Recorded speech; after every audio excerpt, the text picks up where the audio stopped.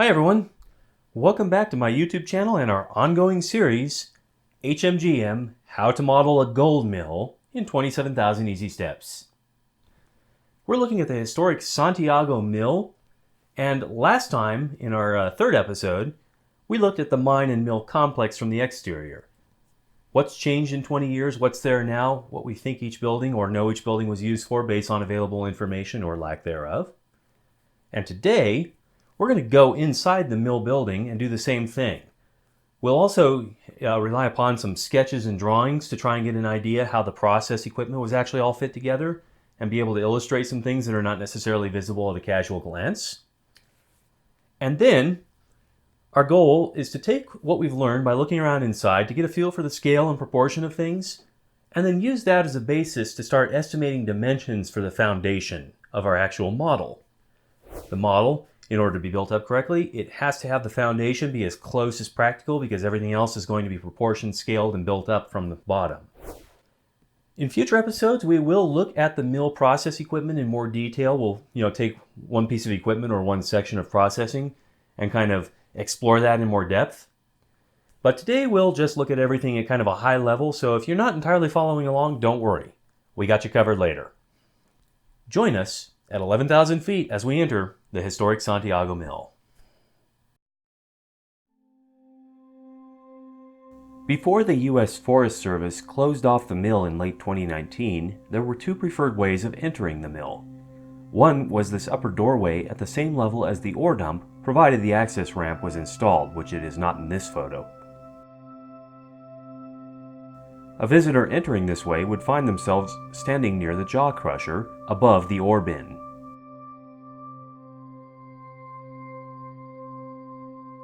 The second way in was this entrance on the side. A visitor entering here would be standing on the second highest level and immediately facing the ball mill. Since we don't have interior video to rely upon for this series, and since some features of the mill are not readily apparent even with pictures, let's briefly convert the structure into sketches and examine the process equipment with the benefit of X-ray vision. At the highest level, the process begins with the ore dump. The trestle brought ore carts from the mine portal directly to the dump window. The ore was emptied onto a grizzly, which describes any kind of tough metal grill used in ore processing to act as either a slide or a stop for the heavy debris. Here, the grizzly also acts as a pre-screen. Any material small enough to fall through the grizzly does not need to be processed by the jaw crusher and was sent directly to the ore bin. Larger material was processed through the jaw crusher and was discharged into the ore bin. The ore bin provided a buffer so that material could be accumulated in quantities that would sustain the mill operation between blasting and mucking operations in the mine. Ore was fed through the main hopper and out to a short conveyor that carried it into the ball mill, where it would be reduced from small rocks and debris to a fine muddy mixture called pulp. The Santiago's ball mill operated in closed circuit with a classifier and a unit flotation cell, a very common arrangement in a small flotation mill. The ball mill's discharge would be separated by initial screening as either coarse or fine. Coarse material would be dumped immediately into the rate classifier. Fine material would be sent into the unit flotation cell. There, heavy metals broken loose by the initial grinding, gold most likely, possibly lead, would be extracted immediately using froth flotation and sent to the lowest level for drying. The discharge stream from the flotation cell would then also enter the rate classifier. The classifier would pull heavier, sandier material back uphill for regrinding in the ball mill. Fine material would be suspended in the water currents and enter the classifier's discharge flume. From there, it was gravity fed to the next lower level for the main flotation stage.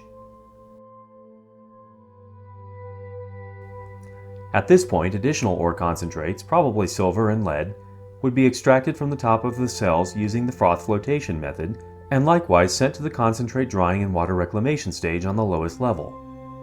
The discharge from those cells would be passed to the Whiffley-type shaker table for one final attempt to extract remaining valuable metals using an older but reliable gravity separation method.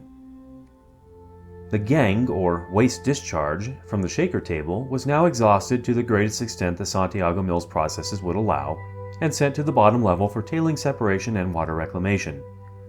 These final tailings would exit the mill and be dumped in the tailings pile nearby. So far, we haven't found evidence at this site for either a cyanide-based separation process or a mercury amalgam process.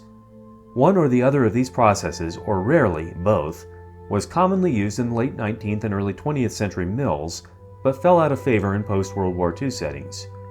Today, mercury processes are largely abandoned outside of laboratories, and chemical leaching processes are mainly used in massive open-pit, heap leach mines, operating on an entirely different scale.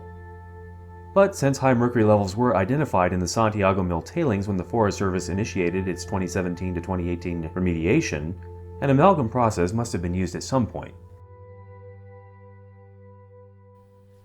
Unfortunately, as with many abandoned structures and especially mines and mills because they contain a lot of electrical equipment to run the processes, the Santiago has been subject to damage by vandals and thieves. To understand why, take a look at this copper price trends chart we got from a website called macrotrends.net. We've scaled it from 2000 out to the present. And notice how until about 2003, copper prices were under $1 a pound, and that kind of follows a slow historic rise from way back when. But after 2003, something happened. Copper became really valuable and shot way up until by about 2007 or 2008, it was no longer less than $1 a pound and approaching $4.50 a pound. Well, when the price of a commodity increases by 4 or 4.5, lots of people are going to go start looking for it. And unfortunately, buildings, sometimes even occupied ones, but especially abandoned ones where the risk was less, suffered a lot of damage from lost copper due to theft. And sometimes steel and aluminum was taken as well, because even though it wouldn't pay as much, if you were already making a big trip to the recycler, why not grab a few more things? It did drop briefly in around 2009-ish, but then shot back up even higher in 2010, and it's only more recently that it's stabilized, and it's still up there, as you can see, but the supply in the market has kind of caught up with the demands, and a lot of easy, low-hanging fruit in terms of abandoned buildings and salvage and whatnot has already been targeted, so you don't hear about it as much anymore, even though it happens. Nonetheless, it is what it is. We have photos in the Santiago going back to 2002 and 2003 in some cases. So we'll do the same thing we did outside, do a 20-year retrospective as we walk through and kind of get a feel for what's no longer there and what is.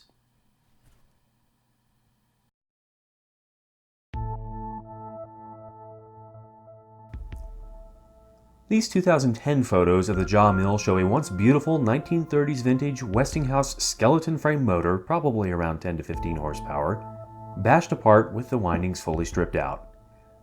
On the back wall are a couple dangling brackets where the switch and soft start were once located. As recently as 2003, some of our older photos show all of these items still in place. The scrappers probably got less for the metal than what they spent in gas money to reach the mill. Ironically, if they'd had the patience to remove the equipment whole and then sell it to a collector, they might have actually paid for their trouble. A video we found online showed that by 2014, the motor remnants had also been removed.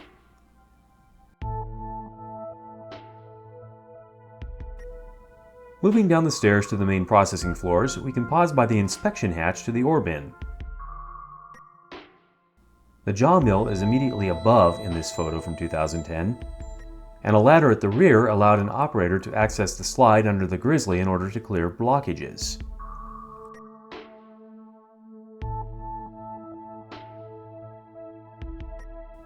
At the bottom of the stairs, we find ourselves standing on a platform above the ball mill processing circuit, including also the rate classifier and unit flotation cell. The viewer may note that this 2002 photo also contains a lot of the electrical equipment that disappears in later images.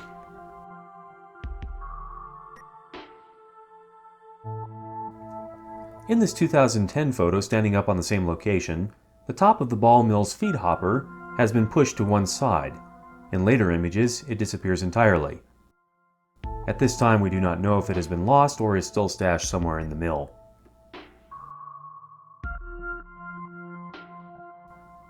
Not far below are the ore hopper exit and conveyor.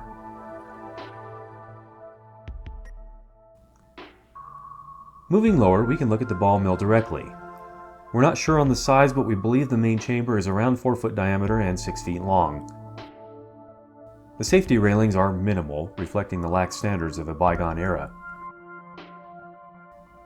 The large drive pulley and flywheel were driven by another large electric motor, this one also wrecked and stripped out sometime in the mid-2000s. And a massive coil of dried out V-belts still lays across the pulley shaft.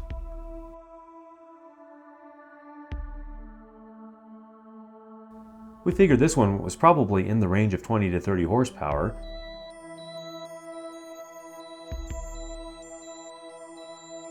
The electric equipment from this 2003 photo is visible just above and behind the unit flotation cell in our previous 2002 photo looking out from the deck. It appears to have serviced the unit flotation cell, possibly the shaker table, and 1 or 2 other loads in the area. These are now long gone. To a visitor's right hand, just after entering the side door, there used to be a fascinating mix of 1930s to 1950s switchgear, including a 1930s or 1940s power transformer on the wall. Most of this equipment has also been taken. Moving down to the next level, we have a clearer view of the shaker table and 4-cell flotation, along with some sort of pump or filter for the water system, which has since been removed also.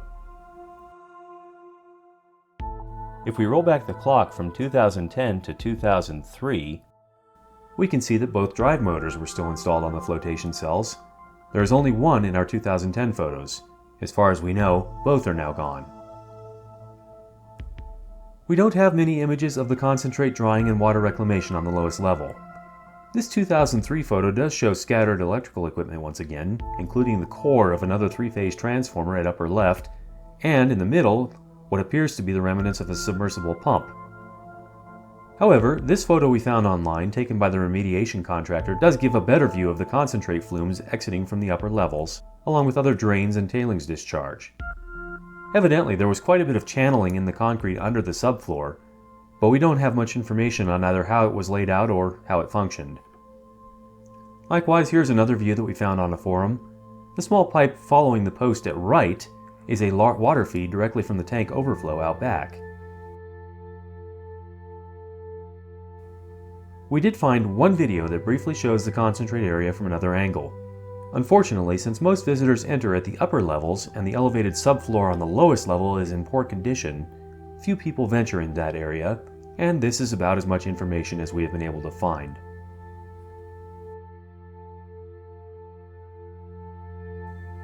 With the kind permission of photographer Guy Mason, this high-resolution image is provided of the mill's interior. The ball mill starts on the left,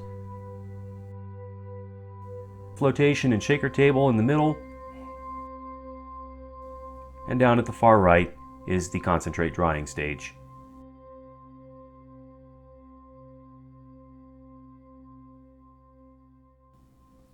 Okay, we need to wrap up this episode pretty soon, but let's take time to at least start getting dimensions for the foundation structure. We have to build that first, so let's try and figure out what does it look like.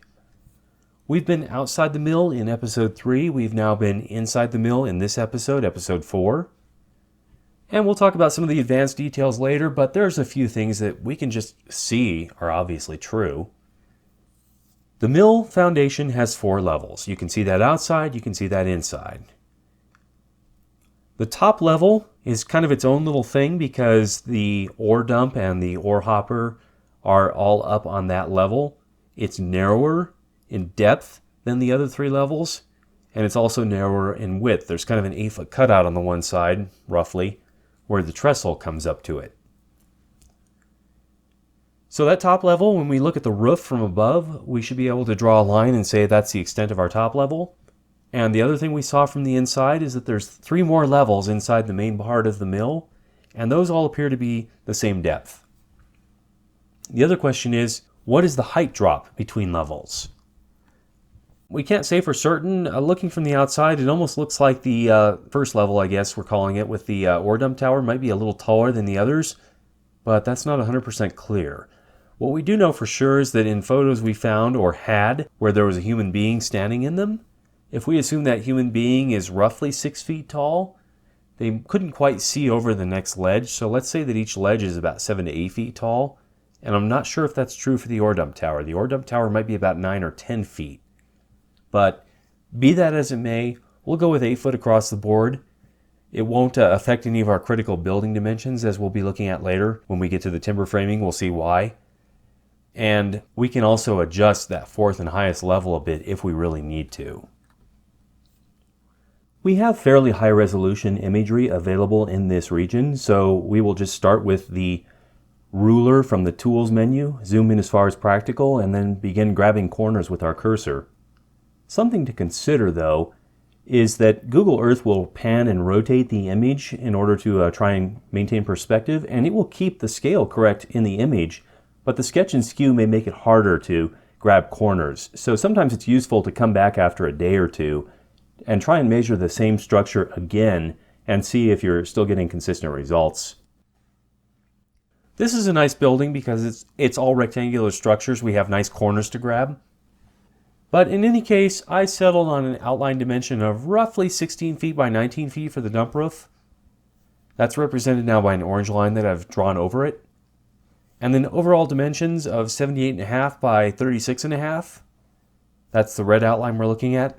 And these are not survey quality. I can't get there with survey equipment. I wouldn't know how to use it if I did. I do know how to use a tape measure. I can't get to it with a tape measure either. We'll work with these. I think we're going to be off by at most maybe 2 feet or less on any major dimension. And as long as we're consistently off, we should maintain proportion when we build the model.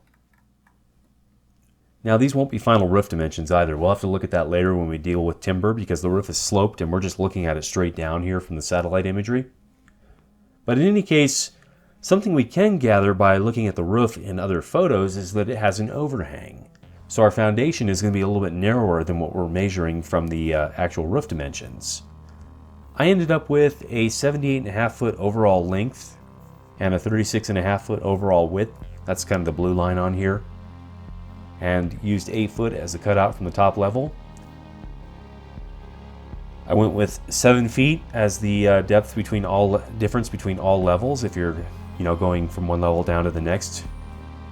I can adjust that later if necessary, but since I think that's roughly correct for the 3 main levels, it won't affect any of the other major building dimensions if I have to tweak something later on the top level or that bottom wall where the loading dock is outside.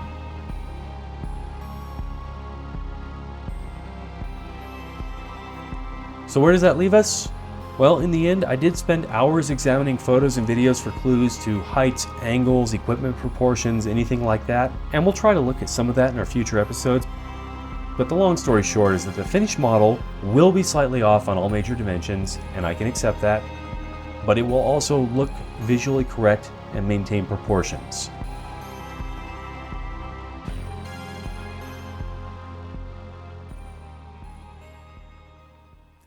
Well, folks, that's pretty much a wrap for our 4th episode. Thanks for joining us today. As mentioned in the introduction, in future episodes we will try to go more in depth in some of the process equipment, so if you didn't understand today's high-level explanations, we'll try and cover them in more detail later.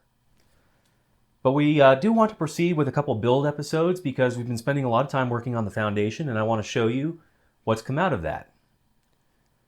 In any case, looking through the photos today from inside the mill and seeing the damage from not only weather, as we saw a lot of exterior stuff last time and then also more recently inside, but also thieves, vandalism, things like that, I was reminded of something. A couple episodes back in the closing I mentioned that the Bible contains a lot of references to gold and silver and precious stones and treasures and things like that, and this just jumped to mind looking at all that damage that's taken place in there. This is Matthew chapter 6, verse 19 to 21. It says, "Do not store up for yourselves treasures on earth, where moths and vermin destroy, and where thieves break in and steal. But store up for yourselves treasures in heaven, where moths and vermin do not destroy, and thieves do not break in and steal. For where your treasure is, there your heart will be also. What you invest in is what will occupy your thoughts and desires. If you invest everything you have here, someone's going to steal it, something is going to eat it, or you're just going to die and you can't take it with you. Invest in things that are truly permanent. Thanks for joining us today. Hope to see you again next time.